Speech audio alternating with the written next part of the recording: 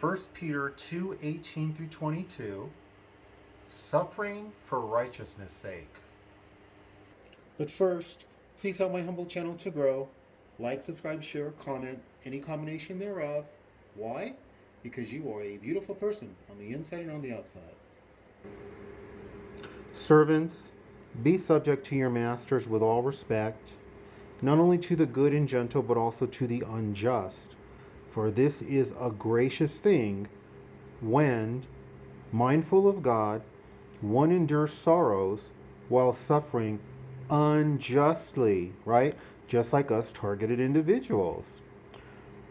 For what credit is it if, when you sin and are beaten for it, you endure?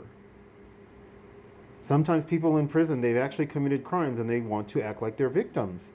And they're self-righteous because they are good prisoners, right? This doesn't really apply to this saying that doesn't apply to you. But if when you do good and suffer for it, you endure, this is a gracious thing in the sight of God. Beautiful born-again TIs, I'm not saying it's a cakewalk. I'm not saying that it's fun.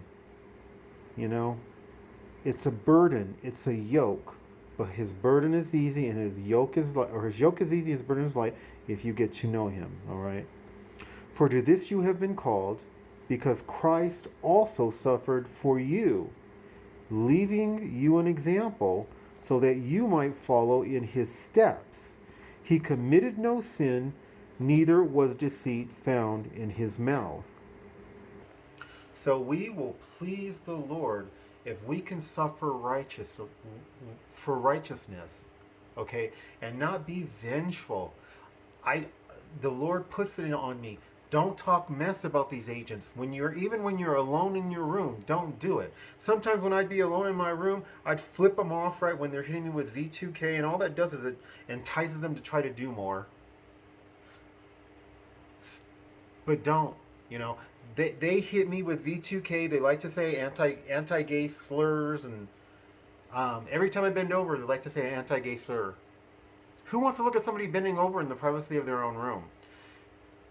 That being said, we are to suffer for righteousness' sake. It pleases God. And in my perspective, the heart is deceitful above all things and desperately wicked. Who can know it? If we are placed in the right set of circumstances, as numerous studies have shown from the 50s to the 70s, they're now unethical because people were traumatized when they realized what they're capable of doing.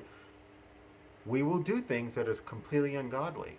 So to me, being a TI, it's helping to purify my heart that is deceitful above all things and desperately wicked apart from the Lord, so that I will behave godly under all circumstances. Okay? And that is pleasing to God. God bless.